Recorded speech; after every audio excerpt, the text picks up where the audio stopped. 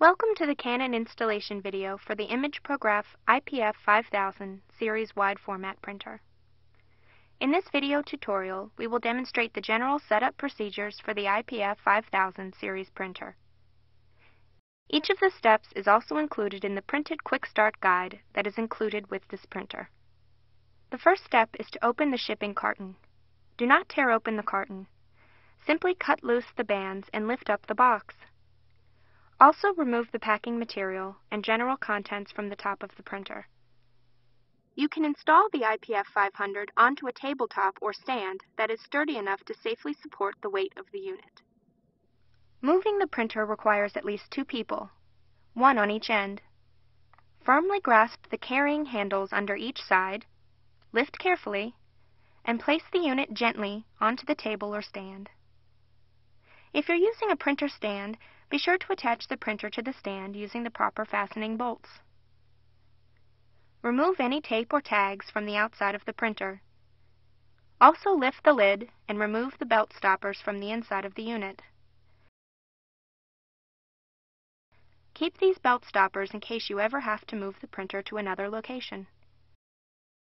Remove the roll feed unit from the carton and get rid of any packing material and tape. Now, lock the roll feed unit into place, using the 2 thumb screws to attach it to the printer. Next, attach the output tray by aligning it with the guides and inserting it into the printer until it locks into place. There is also a cassette that should be inserted under the output tray. Connect the power cord. In this tutorial, we will demonstrate how to install the printheads on the IPF5000 series printer. The same procedure is also used to change the printheads when needed.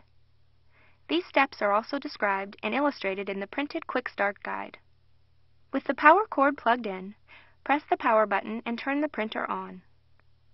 The display screen on the printer will guide you through the entire process, with a series of prompts, starting with an on-screen prompt to open the top cover.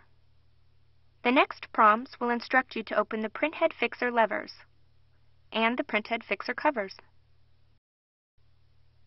Now remove the printheads from the carton and carefully open the packaging, holding the printhead on the sides by the grips. Never touch the printhead nozzles or any of the metal contacts.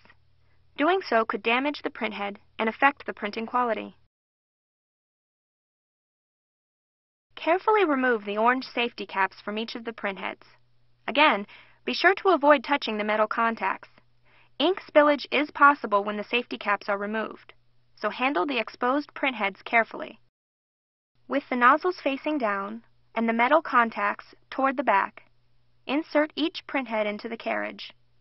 Push down firmly and close the printhead levers and covers to lock each printhead firmly into place. Once the printheads are properly installed, you will be prompted to close the top cover. The next step is the installation of the ink tanks. This tutorial will demonstrate the procedure of installing the ink tanks on the IPF5000 series printer, which is also covered in the printed Quick Start guide. There are 12 different ink tank cartridges on the IPF5000 series printer. Each one is color-coded to correspond with the 12 separate ink tank holders. Take each ink tank packet, one at a time, and gently agitate it from side to side 7 or 8 times by simply turning your wrist. Do not shake the ink tank aggressively. Shaking could cause the ink to sediment, which could affect printing quality. After gently agitating the cartridge, open the pouch and set the ink tank close to the printer. Continue to agitate and open each packet until all 12 ink tanks are ready to install. Next, open the ink tank cover and the ink tank lock lever for each holder.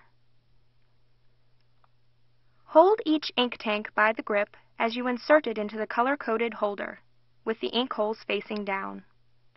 Be sure not to touch the ink holes or metal contacts as you insert the ink tank into the corresponding holder. As you insert each cartridge, press down the lock lever and tank cover to secure the ink tank. A red light will indicate that the ink tank is securely installed into the holder. With the ink tanks all installed and locked into place, you will be prompted to close the cover and wait while the printer automatically fills the system with ink. This takes approximately 14 minutes on the iPF5000 series printer. Once the system is filled, you will be prompted to load the paper. This tutorial will demonstrate the proper procedures for loading roll media into the iPF5000 series printer, which is also covered in the Printed Quick Start Guide. We're going to select the roll paper setting on the function menu and load the roll paper that is provided with the unit. Remove the roll paper from the carton and square the edges on both sides of the roll. Next, remove the roll holder and slide off the roll holder stoppers.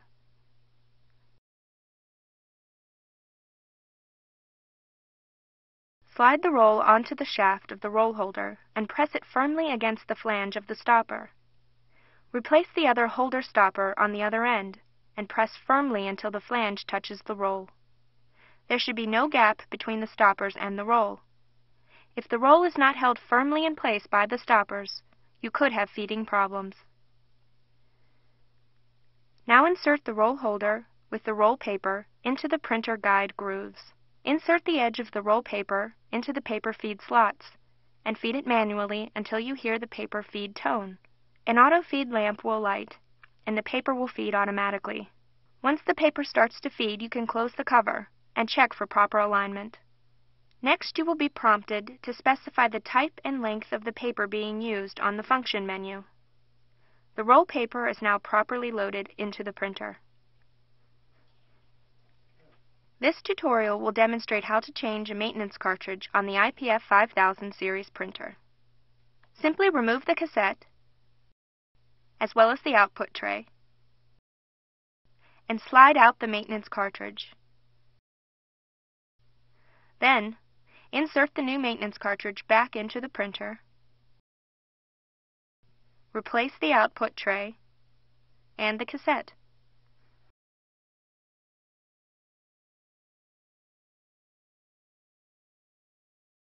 With the cassette in place, press the information button and wait about 5 seconds for the initialization process to take place.